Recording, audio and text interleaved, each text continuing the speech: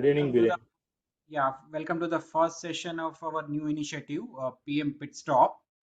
Um, so as I think more members are joining, we'll like to start.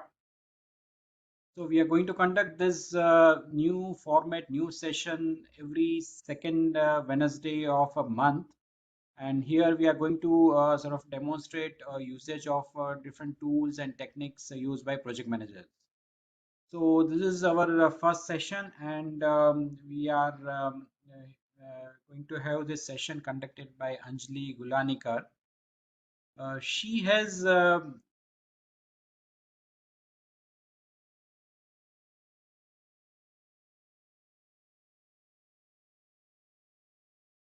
she 1 minute, yeah. So Anjali is PMP certified, and she has over 22 plus years of experience in software development and testing across a variety of domains. And she has a good understanding of ISO, SAI, CMM processes, and she has conducted 150 plus sessions on different trainings pan India for a variety of corporates, which include small, medium, and large size of corporates. And the training which has been conducted is on the project management, PMP, ACP, and different PM tools. She holds bachelor degree in mathematics, and she is MCA certified quality analyst and also a PMP certified. We welcome Anjali here, and thanks Anjali for giving us time. And I think you can start while others are joining. Yes, sure. Thanks, Biren. I hope I'm audible. Yeah, you are audible, and I request all the participants to remain on mute. If they have question, they can unmute themselves and maybe ask question at a logical end. So please remain on mute. Thank you. Go ahead, Anjali. Okay, yeah. Thanks, Biren. And good evening, everybody. And I welcome you to this very first session, as Biren mentioned. And it's my pleasure to take you through this, 1 hour long session and give you some glimpses of MS Project tool. Okay. Frankly speaking, I'm sure some of you may have been using MS Project to certain extent, or some could have used it earlier, maybe for some earlier projects, or some could be completely new to this tool. So for benefit of everybody, let me take you through a couple of slides just to give some idea about the tool, and then we will get into the tool, and I would love to share with you, some functionalities, features that could be extremely helpful for you all as project managers managing large projects, small projects, complex, simple, multiple resources, project scenarios, product scenarios.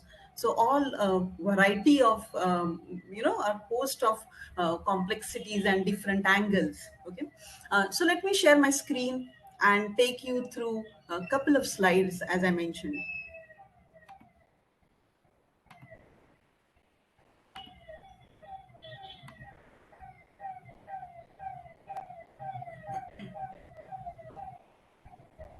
So is my screen visible to everybody? Yes, Anjali. Yeah, okay. So let me start off. So we say MS Project is actually a very good project management tool. So let's explore this together. As Biren mentioned, put in your queries or stop me, and we could discuss this further. So everything is welcome. So we always say that Microsoft Project, a tool by Microsoft, is a project management tool. So that is going to help project managers manage their projects in a better manner. Okay. So let's see what all it supports. It allows you to plan the project completely. Okay. What I mean by that is putting the complete scope of your project on the tool, right? We always say a successful project is taking care of your scope, time, cost, and quality angle, right? So your planning will take care of putting the complete scope on the tool, as well as helping you with scheduling and budgeting.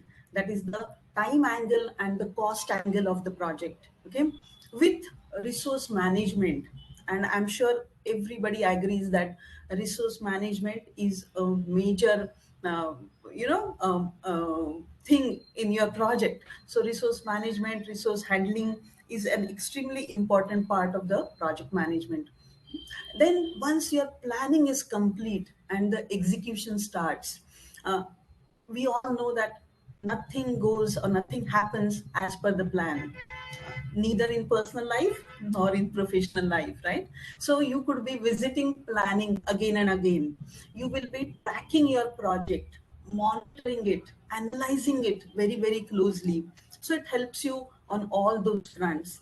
And it also helps you for the reporting as well as communication with all your stakeholders, be it internal stakeholders, your senior management, top management, external stakeholders. So on all those fronts, it is definitely going to help you. Okay, so just to move a bit further, I would say that whenever you are starting off or initiating a project, it is definitely being done to achieve certain goal or objective, and you break that down into milestones, maybe phases, sub phases, modules, sub modules.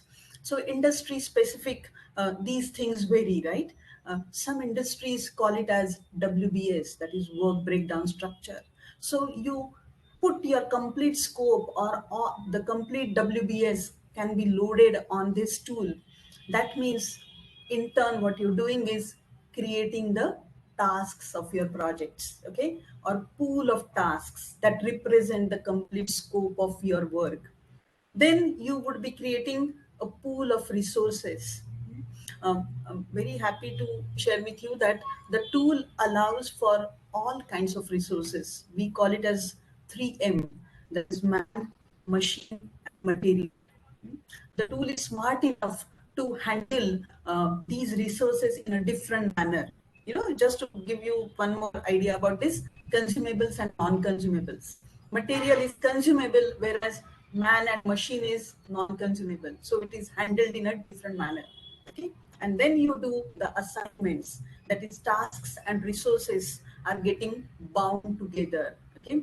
And it is, believe me, it is a complex thing because it is many to many relationship. One task could be worked upon by multiple resources, or a resource could be working on multiple tasks. So all that is being handled. These complexities are being handled by the tool very well. It allows you a lot of visualization, okay, time aspect, a nice looking Gantt chart. I'm sure everybody is familiar with that. So it gives you a complete clarity in terms of the planning and moving ahead on your tool. I would say the tool being scheduling tool, it has far more advantages over Excel. Okay, a lot of times people use Excel for scheduling, but it is not very easy managing schedules on your project, of the project on the Excel tool, because the tool is meant for something else. When we go through some aspects like baselining and critical path, or the earned value kind of calculations that you will get to see on the tool, you will realize that yourself. Okay. And this is just a summary of everything that the tool can do for you. So you create tasks, assign tasks, you can see the timeline view, various reports can get generated, resource pool or resource sheet can be created, you do the assignments, you are able to baseline projects. I'm sure some of you could be using baseline, some of you may not be aware of this, but this is a very strong feature of MS Project. So I'll show you how the baselines could be used very, very effectively. Okay, scheduling the forecast, identifying different kinds of relationships between tasks. What we mean by that is finish to start, start to start, start to finish, finish to finish. So all these four relationships the tool allows. In addition to that, the lead and lag aspect is also important aspect that can be used for planning or managing your projects in a better manner. Earned value management, maybe some of you are working in companies where they like to monitor projects, or they like to have these earned value kind of calculations, especially for fixed cost projects where we have committed scope and committed timeline as well as the budget aspects. So the complete earned value aspect is built into the tool, and if you just know how to track it, how to monitor it, then you can actually take some corrective actions in case of slippages down the line. So all in all, this is what the tool offers. Let's not spend any more time on this, but let's move to the actual tool. Okay.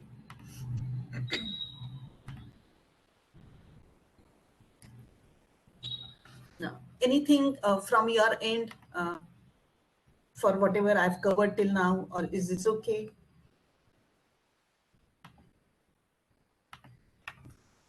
No, looks good, Anjali. Please show Yeah, us some sure. and tricks.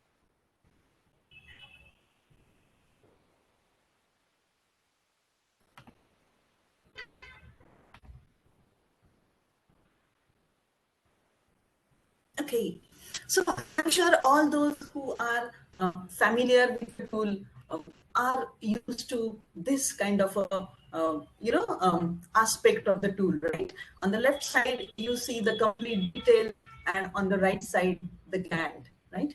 So this is some project that I've opened where looking at some renovation work that is being planned and tracked with the tool.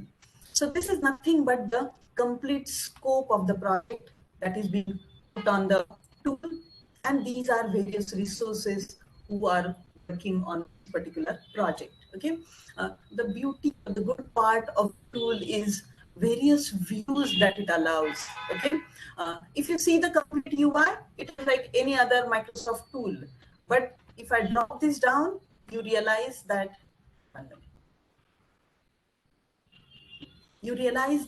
there are various views that are built that are extremely useful for managing especially long and complex projects, okay, where you have multiple tasks, multiple resources, and you want to track or analyze the projects. So we'll see very shortly how all that is feasible with these kind of different views. Okay. Uh, Another feature of the tool is providing various calendars. Maybe some of you could be familiar with this concept, but understand the point that when the project teams are bigger, okay, I have some team who's working here in an offshore mode, and some team is sitting at on site. Okay, so they could be having different holidays, different way of working. Maybe Saturday is half day out here, it is 5 days week out there. So the tool provides for a concept of calendar where calendars could be set up at different levels. That means I can have a project level calendar where the basics are set up. I can have resource level calendar where somebody's leaves, somebody's absent, somebody's gone for training for 2 days. So he cannot be allocated any kind of work. So such things could be handled. Can even go one level down and have calendar at task level.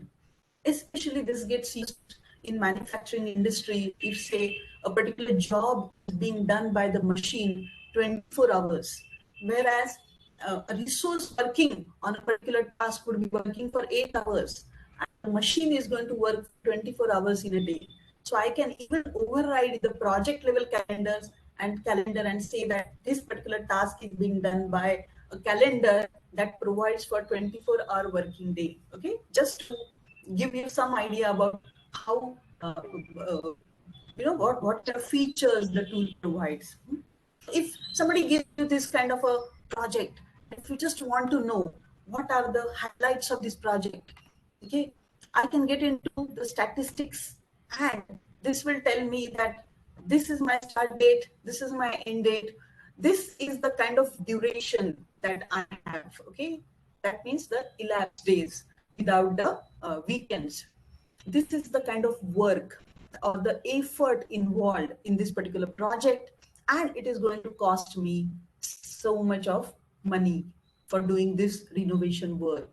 Okay, so this can actually give you the baseline when your planning gets over, and now your project would be tracked vis-a-vis these set parameters. So that is the good part about a scheduling software. Okay, moving further, I would say that as a project manager, you have put the entire scope on the tool, and now you are starting to allocate resources. Okay, so the moment I see some task, I will allocate a resource without even checking whether this resource is free, is he available, is he busy with something else. Absolutely nothing. I am just trying to see whether this particular work can be done by this resource or not, and I'm allocating the resource. The moment somebody is over allocated, the tool tells me this kind of a manner that somebody is over allocated. You have given him work on these particular days where he is 200% over allocated.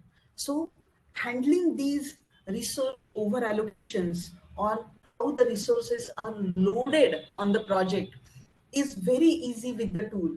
Okay, what I mean by resource loading is, as an example, nobody should be over allocated on your project, and nobody should be under allocated or enjoying his life on your project. Correct? So these kind of aspects can, when you have 20 plus resources, 500 plus tasks in your project, becomes very, very difficult if not using a scheduling software. Okay, if I go to the resource and I'm saying team planner, it shows me, okay, with different resources and time day wise, what kind of work is being done by which resource. So the moment I come to this civil resource one, I realize that, oh, I have allocated him double the work on these particular 2 days, Tuesday and Wednesday. So I can easily remove such over allocations. I have various graphs, you know, to help me with this kind of stuff, that who's working on what, when, and when is he over allocated, what makes him over allocated, or is he just sitting idle without any work for certain days. Even that can be easily judged, and accordingly you can take some corrective actions and all. Okay, so understand that for long, complex, big projects, putting the scope, allocating resources, removing over allocations, this is kind of, and completing your planning is going to be an iterative process. It doesn't happen in one shot. Okay, maybe I've allocated everything and I understand that, oh, some resources are over allocated. Maybe this end date is not what, is not as per the commitment made by somebody else. A lot of times you will appreciate that we take up projects, or we get into projects where somebody has already made a commitment on our behalf, right? And when you take up planning, when you are about to complete planning, you realize that, oh, this end date is not, it is going much, much beyond the committed end date. What do you do in that case? Okay, uh, uh, can anybody think of what comes to your mind? How does one look at crashing the project? Any thoughts?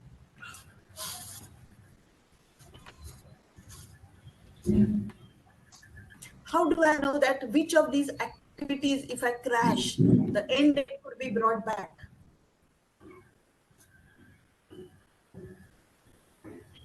Okay, uh, let me talk about this. See, when you have 20 plus, 50 plus, 100 plus tasks in your project, if you actually draw a network diagram, there are multiple paths going from beginning of the project up to the end of the project. I'm sure everybody would agree. Correct? This is how it works, right? So the tool is good enough to give you a glimpse, or to tell you what is your critical path. Can somebody tell me whether what is the critical path? Is it the longest path or shortest path in the project? Any thoughts? So, I mean, that is the path without which completing it, project will not move forward, or rather, that is Correct. required to be. So, yes, correct. So understand that that is the longest path in your project. Okay. If we look at the actual definition of the critical path, it says it is the longest path of your project to complete the project in the shortest span of time. Okay. See, this particular project is getting completed in 47 days. That means the longest path in the project, which is depicted with this red, in this red color, is actually the critical path, which is worth 47 days. Okay. And that is how the project is ending. If I look at some other path, which could be, out here, then these two activities, they are coming here straight away. That is a shorter path, little shorter. It could be 42 days, it could be 40 days, but the longest is 47. That drives or that dictates the duration of the project. That means I cannot complete this project in 40 or 42 days, but I do need 47 days to complete this project. So if my that owner who's doing this renovation, if he tells me that no boss, 47 days is too long, I cannot wait for 47 days, this project needs to be completed by end of Feb, it cannot go into month of March, then there is absolutely no point if I am try to crash these activities which are not on critical path. The end date would not get shifted. If I need to crash the project, I need to crash activities on the critical path, so that that longest path instead of 47 days will become 44, 42, 40 days, and my project will get crunched. The tool is good enough to show you what is your critical path. Okay. And accordingly, you can take corrective actions. That means if I see here, I realize that, oh, this particular work, which is a pretty, long activity, this particular work, which is a long activity, instead of one carpenter, if I put two carpenters, maybe my end date could be brought back. So I crash the project by adding one more resource. But if I add one more resource out here, it's not going to make any difference. I'm sure you all would be able to relate to this. You must have, learned what we call as CPM, critical path method, PERT and CPM kind of techniques that are very useful. So the complete critical path method, or CPM, is built into this. I will show you a view which will actually take you and show you those early start, early finish, late start, late finish kind of calculations. Okay. I'm sure some of you must have done PMP facilitation program, must have attended, or some of you must have completed PMP certifications also. So in the time planning, you must have done CPM, critical path method. You must have brushed up, right? And the start, early finish, late start, late finish, and how we look at the float on various tasks. So let me quickly show you how the CPM technique is completely built into this. I'm just changing the table from entry table to, say, schedule table. Okay, so that means for these tasks, it is showing me early start, early finish, late start, late finish, and the float is called slack here. The free float and total float. Total float is total float on that path. Okay, so if you see this, you will quickly realize, see these two activities. This particular activity has a float of 5 days, whereas this, the float is 0 because it is on the critical path. So that means I have an issue with a carpenter, I can understand this technique, I understand the critical path methodology, and I will ensure that no activity or no task that is on the critical path should get impacted. Everything should get over with, the right resource without any delay. Even if this gets delayed by say 5 days also, it doesn't impact my end date. Okay, so look at this, useful part of the tool is giving you all data. Now you need to interpret it and take the corrective action. So down the line, once the work starts, if there is a resource crunch, if somebody doesn't come for work, he reports late, or maybe he's down with COVID or some such thing, then you can take a call and delay work which is not on critical path, provided you are dealing it within that slack, then it would not have any impact on your end date. Does this sound useful?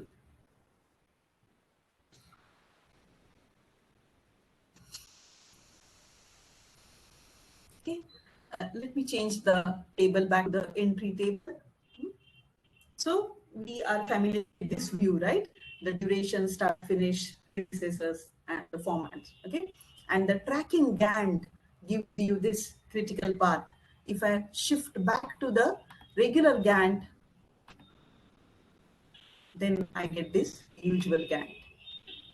Okay, so this critical path aspect is very useful while planning your project, or even once the execution starts, so that you can take the right, actions, or you can actually handle any resource issues, any dependencies, any constraints in your project by looking at this critical path aspects, and ensure that no activity or no task on critical path should get impacted. Otherwise, it will impact my end date, and there is bound to be a slippage on my project. Okay, so look at this kind of thing that the scheduling tool provides for you. Okay, so imagine a situation where you have completed planning, okay, and all your stakeholders are very happy with this kind of a plan. It shows you that yes, my project is going to get completed in this whatever 2,44,000 rupees, 592 hours worth of effort, and this kind of duration 47 days. Everybody is happy, and now my execution starts. Okay, the tool has a good feature called as baselining that can be easily used. Okay, now I'm sure everybody understands the concept of baseline. Okay, but look at baseline from MS project point of view as a scenario where it is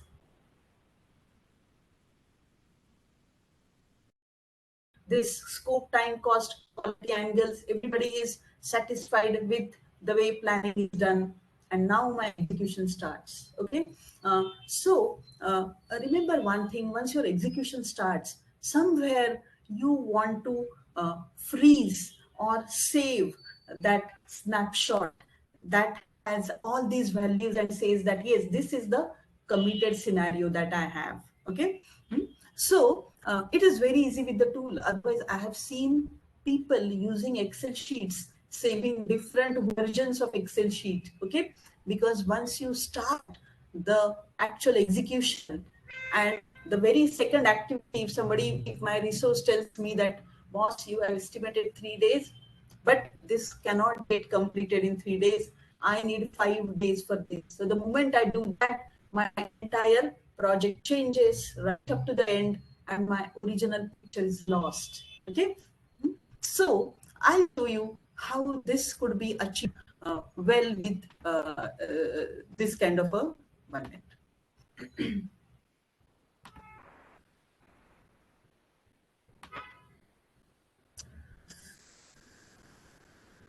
I'm just stopping sharing for a minute.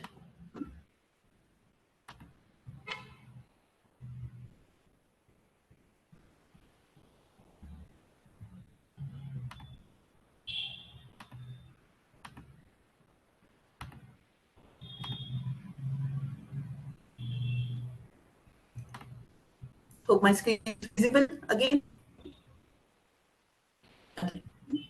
So let me show you once the planning is complete and before the execution starts, hmm, one can save the baseline. Okay, so I am saving the very first baseline in my project. The moment I save the baseline, I do not see any change on the Gantt here. Okay, but let me change the Gantt to tracking Gantt, and you will see what is happening here. Okay, instead of a single band for every activity, I am seeing two bands here. One is the baseline and the top portion is my current picture. Okay, so look at it this way. Subcontract finalization. If my architect tells me that this cannot get over in 5 days, your estimation or my estimation is wrong. It is going to take minimum 7 days. Okay, so the moment I do that,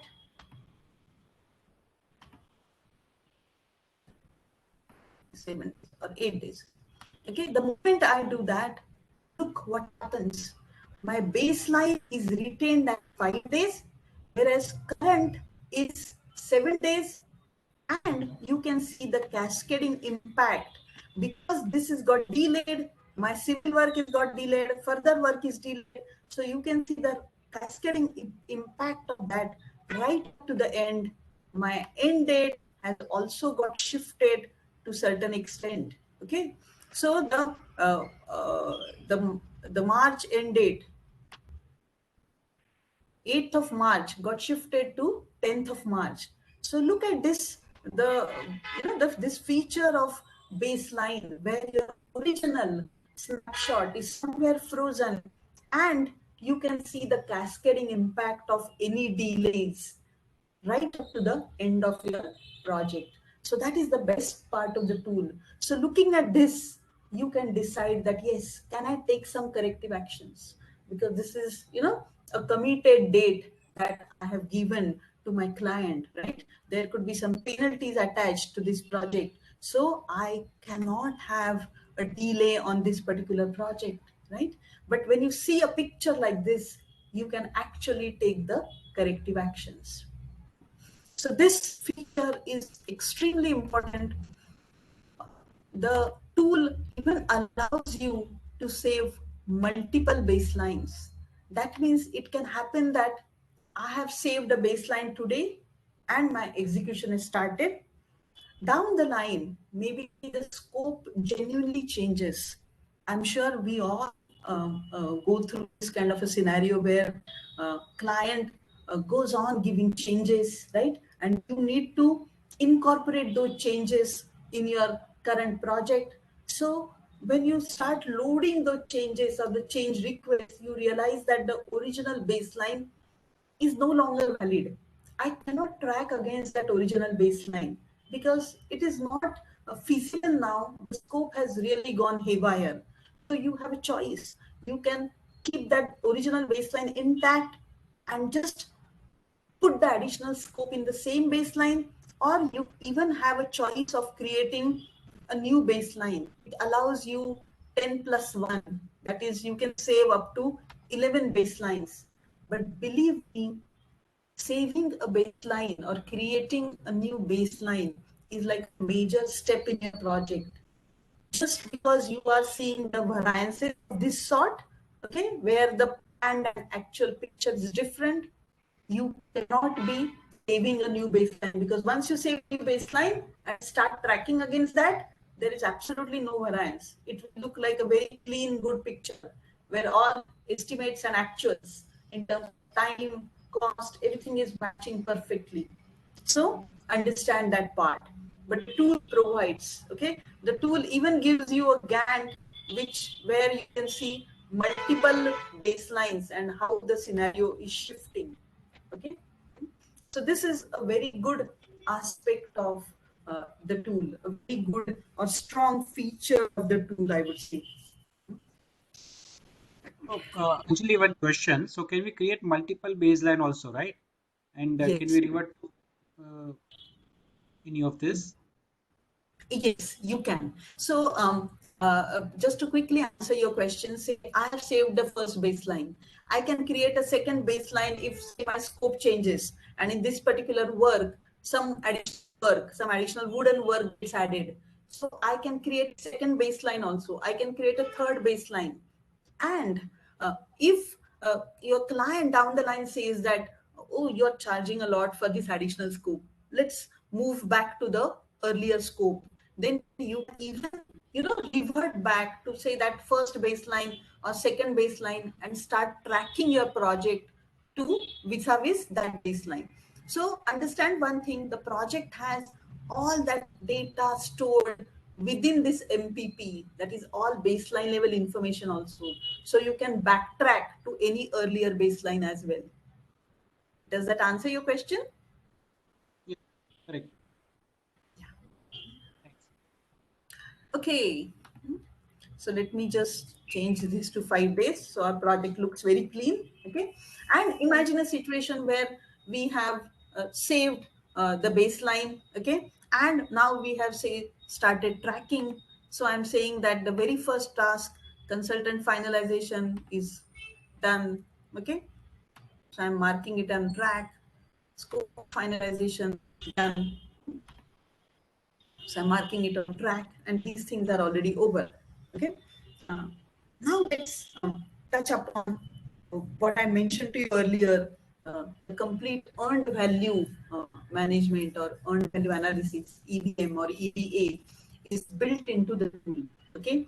Uh, so that means, I hope you all remember from PMBOK, things like planned value, earned value, and actual cost, and some complex formulas that some of you must have kind of, learned to solve these kind of questions on PMP exam. But I can show you that right on this tool out here. Okay. See, also understand one thing, the tool is highly configurable. That means it has lots of information, hundreds of columns for every row or for every task that you can see out here. And you can configure and to suit your needs and, take it forward that way. So that is the best part about the tool. See, earned value, there are two more things, cost indicators and schedule indicators. I'll just show you the earned value aspect. So I'm sure these, column headings will look familiar to many people. That means for every task, there is a concept of planned value or BCWS, that is budgeted cost of work scheduled. Earned value, that means by say this Friday, I am supposed to have my planned value is say for uh, uh, rupees. Okay.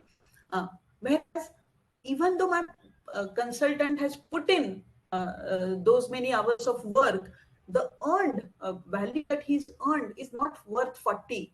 He's lagging behind. So maybe what he's earned is only worth say 32. Okay. So based on the actuals that you load on the project, okay, in terms of whether the work is getting completed on time, whether the work is delayed, or whether it is completed before time. Only three scenarios can happen, right? If you're given somebody work 5 hours, he takes 5 hours to complete that. He may need 8 hours, or he may complete it in say 3 hours. Okay, so on time, before time, or delayed. So based on the kind of actuals data that you load on the project, it derives the planned value, earned value, and actual cost. And based on that, it is able to show you the schedule variance, cost variance, and what kind of budget, uh, at completion that you are looking at, and variances vis-a-vis that. So the complete earned value, I would not spend more time on this because these are little complex calculations. But if your company wants you to track projects, okay, or track these things, so that when you see the variances, either cost level or schedule level, what kind of corrective actions do I take so that I'm able to meet within these AC, that is budget at completions. Then the complete earned value calculation is built into the tool you can really make use of that. So understand that part. That is very, very good. So let me move back to our entry table. Anjali, Monali here. I had a question. Sure. Uh, so in basically in IT industry for agile projects, right, where kind of scope is evolving and even the planning goes in an incremental manner, right? Then how Correct. in that case this MS project tool would be suitable? I mean, because here we know that there's a set task and set resources, everything we assign is kind of set in what you were showing, right? But case of agile, it kind of evolves a bit and there is some changes later on. So then how does MS project adapt to that? Sure, sure. So let me talk a bit about that. See, MS Project has also provided now for these kind of agile projects, okay, or some of agile flavors like Scrum or Kanban. So it does provide for that. So they have a concept of sprint, which is like the time boxed, iteration. So you put the tasks for the sprint, okay, and then you are able to move them across boards. So I hope that answers the question, right? So you can do sprint wise planning and plan for that 2 week or whatever 3 week sprint that you have on your hand, and then take it forward and move that forward. So that kind of a provision or that kind of facility it has provided. So it does support Scrum as well as Kanban approaches. Okay, so it basically ensures sprint level planning, but release level planning is not something that is accommodated. Yes. Okay. Yes. Okay. Anjali, I have a question. My Sure. name is Jacob. My Mhm. question is in a MS project that you are showing us now is 2016, right? Or is it 2013? No, this is 16. This is just installed or loaded just for All this right, good. purpose. Good. So in 2016, these agile flavors are also included, which were not there in 2013. Am I right? Uh, Frankly speaking, I'm not sure which version they started supporting this, but now it Okay. supports Scrum as well as Kanban. That much I'm sure about. Basically, the question I have in mind is yeah, any software, any MS Project software. Of course, MS Project is a branded software, but anything Correct. else, then many of the software don't actually address all the issues which we are looking in theoretically in a PMBOK edition or in a standard process that, like for example, let me give an example of cost. Now, the cost that you are talking about may be cost from the resources point of view for each resources, but do you have a overall cost of the project? Is it handled by MS Project? Can we find the cost of the entire project when once you break down or you build up on the resources cost? Correct. See, okay. See, what I have done out here is at resource level, I have specified the hourly rates. Correct? Ah, Right? So some okay. kind of hourly rates. It also allows for overtime. Don't worry about that. It also allows for cost per use, especially for machinery kind of resources. Okay. And for material resources, it is based on the units. So once I have done that, and I come and allocate my resources to various tasks. Okay. So once I do that, I have cost at every level. 1 minute. The mouse is giving problem. So with that, what happens is I have a cost, getting derived at every level. So I can just show you that quickly by inserting the column called cost. Even though we are seeing some 6 to 8 columns here, there are hundreds of columns that are internally stored by MSP. So you can see a big list here.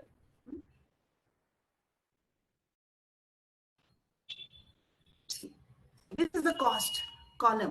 So for every task level, I'm not given any cost to that person called Ram. Otherwise, at every level, the cost is getting derived, okay, based on what all resources, it could be man, machine, or material resources that I have attached to that task. So does that answer your question?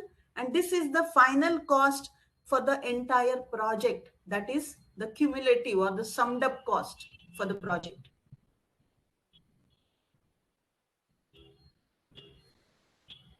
Yeah, good.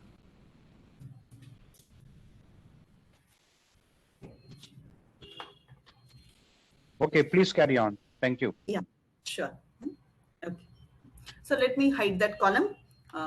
You cannot delete a column, but you can hide a column because these columns are bound to be there in the tool. Okay.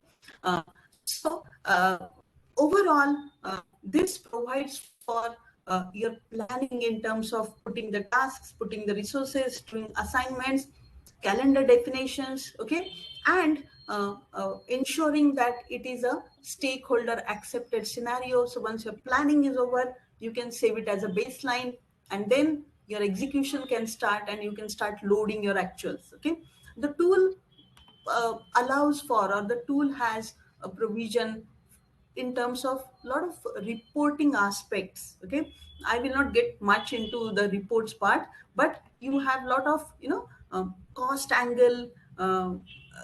There are burn up and burn down kind of charts, overall project reviews, work overview. So what kind of how much percentage of work is over, what is costing how much, or sometimes some companies have cash flow kind of reporting aspects that are there, that your finance wants to know how you are spending money on the project. So what kind of cash flows are required, so that they should be ready with those kind of cash flows. So there are lots of reports pertaining to higher level, overall project level, resource level, cost level, and overall the tasks which are delayed, overdue tasks, completed, coming up tasks. So the reporting aspect is pretty powerful. I will not get into much of those aspects. uh, One or two things that I want to talk about out here is another very good concept that they have is custom fields. That means even though you are, say, the tool, this particular tool, the MPP has so many columns, every task has hundreds of columns stored inside. Still, it could happen that your organization may have some requirement, okay, where they are looking to analyze some particular information or some particular, say, metrics or some measurements that are there. As an example, say you have saved a baseline, and every time your actual cost is overshooting the baseline cost, some kind of trigger needs to be raised, okay, or some kind of indication to be shown. So for that purpose, the custom field is very useful, where you can create custom fields at task level or at resource level, and different data types. That means it can be date, cost, okay, the difference, that is the regular integer level thing. So various data types are supported, and this custom field is again a very important concept. I would also like to highlight one more important concept that could be useful. I'm sure you will be able to relate to this. A lot of times what happens is you have a big project or a program that is being run in the company, but it may happen that that program may have different small projects or modules that are being handled by different project managers, and say a program manager could be overlooking the entire umbrella or the entire program as such. So for that purpose, the tool provides for concept of project within a project. That means within this particular project, I can actually insert another project that is like a child project, and this project becomes my parent project, and under that I have created a child. So a program manager could very well insert all these different project MPPs, and he can actually keep monitoring or keep seeing the bigger picture. So that is also a very good feature. So I will just insert one project and just show you in a minute. So if I say insert a project, and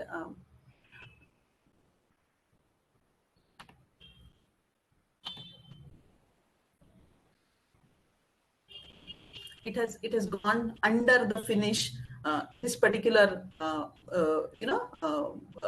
milestone task. So I'll just take it out. It allows for leveling. It allows for leveling up to 9 levels, which is very, very high. Very complex projects would go right up to 9th level. So look at this. This separate project I have inserted in this project, it is being shown in this manner, right? That this is project inserted. If I click on this, it will open up and show you different tasks of that project. And if I double click on this, look at this part, you will find it very useful. See, these kind of things cannot be covered. The scope of this tool is pretty large. So I tried covering some aspect. So if I go to this advanced tab for the task level information, it shows me that the link is, it has linked this particular project. That is a small project with just 2 tasks, okay? And currently the link is read only. That means this particular project I cannot modify from here, but whoever is the owner of this project, he will modify, and I will be able to see the change picture out here. But if I keep it as both, that is, it is, sorry, this was not read only, so I can modify it out here, or the owner also can modify. If I make it read only, then I cannot modify this, only the owner can modify, but I will be able to see the updated picture out here. Okay, so these kind of concepts are useful. People even take this further and use it like a resource pool. So you create a project with all your resources, and or at least the resources that you're sharing across, and insert that project like a resource pool project, and ensure that the resources do not get over allocated, or you're handling them pretty well. Okay, so that was just a concept that I thought you people will be able to relate to this, and you would find this useful. Also, there are a lot of things like saving the template. Say every time you need not start from scratch and do the complete project planning. So why reinvent the wheel? So if say your company follows certain way of working, or certain types of projects are carried out in this manner, you can actually create templates. You can actually create a template where the basic aspects get stored, along with even custom fields, different reports that you have created, different views that you have created to track the project. Okay, any new table that you have created, any new report that you have generated, and you save it as a template. So next time you can, or calendars that you have set up. So all that could be, that information could be put in the template without the actual data. That is, the actuals, completions, and baseline level data. All that data is not relevant. So remove all that data. We put all these in the template, and next time you open the template, start from the template, and you can easily or quickly put together a project plan. So those kind of provisions are also given by the tool. Okay, so all in all, I would say this is a tool which is would be very handy for the project manager to manage projects in a very effective manner. Okay, be it a small project, long project, large project, complex, 2-member team, 20-member team, 200-member team. Okay, 50 tasks, 500 tasks, say 6 months project or 1-year project. So it handles all these kind of complexities or different scenarios with the help of these strong features. So that's like a good tool for the project manager to have, so that he can, very well move forward and successfully deliver the projects within scope, time, cost, quality kind of limitations or constraints. So, Biren, I would say uh, this is what I thought I would like to share with the team to give them some idea about how the tool overall works. Anjali, there is not much time, but just a comment rather than not a question to you specifically. But most of these tools, sorry, most of these project management tools that we have don't address things like quality or procurements. For that, you need to have some other software added on to this to give you the Right. quantitative, qualitative picture as well as procurement management or even risk management for that.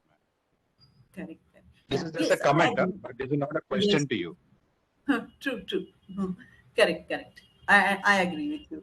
Because see, quality aspect, even risks, when you say that I want to ensure, or I want to cover these kind of risks, that means ensuring that somewhere the buffers you are using, or for say any new aspect that you are doing in the project. So maybe to start with, you may want to give some ensure that some learning curve is also included in that. So you will have to cover those risks, meaning also the quality aspect, what you mentioned.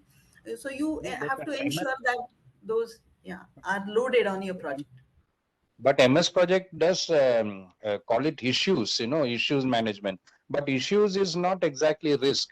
Risk is something that you're expecting, something that you have to be dealt before it can occur. Issues is something that has happened, and then you have to handle as a result of the issue that has happened. Correct, correct. Yes, And risk is when it is not yet happened. True. yes. But anyway, we have almost completed 1 hour, so there is no much time for many things. So, Biren, over to you, sir. Sure. Thanks, Anjali. So one question that now you mentioned that it is being used, MS Project is also used for Kanban and Scrum. So, I mean, is there any different kind of a screen or template which is there, which is being used by Kanban or Scrum, or how is it? Yes, yes. First, yes, they call it as sprints, where that's a different view where you can set up sprint, and then you put all your tasks or plan your task for that particular sprint, and then you get a view where you would be changing the status and moving it across. So it's a different view, but that is inbuilt view. Okay, okay. So do you have anything which you can just show as a screen, nothing else, but if you have some idea. Frankly speaking, no, I don't think this version would have that, Biren. Okay, okay. So it's a latest version is having that. I mean, not the Yes, yes. 2016. Okay, great. I think good, Anjali. I think it was an interesting session, and I think I learned a few things about project within a project and rights for those and all those things. So I think that was really interesting, and I'm sure other members, participants also learned few tricks. So great, thank you, and we'll like to share a certificate to you. 1 minute.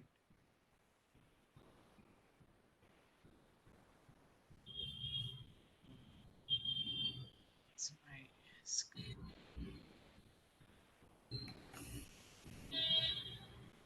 Yeah. So thank you, Anjali, for the session, and really thank you for that. Thanks, Joffen, also for facilitating that. Really appreciate that. And Thank you. yeah, so put up a signature and we'll send it across to you in a e-format. Okay. And to members who have joined, we request that now please share your feedback. I'm just sharing the link over here. Uh, please give your feedback in this particular format. There are just 2, 3 questions. So please leave your feedback so that we know. This is our first session. Please let us know what other kind of sessions you would like to see. but this is our sort of attempt to demonstrate how hands-on tools can benefit members. Okay, so thank you, members, and I'll share the PDU code. Just wait over here, please. Viren, I'd like to just tell the audience here, there are about 30 plus audience who's here. Thank you very much for joining. This is the PDU which Biren has put up. My name is Jacob. I'm also from the PMI Mumbai chapter. This pit stop is a new thing that we have started, and it is going to become a monthly feature. It will happen during the midweek as it has happened today. And please suggest more topics on which we can do some kind of practical talk with software in the backgrounds, that kind of thing that you saw today. Incidentally, PMI Mumbai chapter is also having a MS project training for 2 days that is happening in the first week of February, 5th and 6th, Saturday and Sunday, 2 full days. So if anybody is interested, please do check the website or call up the or office. You will get more details about the MS project. That is 2016. So anyone from here or any of your friends who are interested into learning more about MS project, you can check on PMI Mumbai chapter, the website, as well as call us at the office or call Biren or myself. Thank you very much, Biren. Thank you, everyone, and thanks once again, Anjali, Joffen, and thank you, Sunil, and my volunteer team, Sushil and Rupali. Thanks, Jacob, for your support, and that's all. Good night, everyone. Thank you. Yeah. Thanks, Anjali ma'am. Thank you. Thank you. Yeah, thank you. Good night. Good night.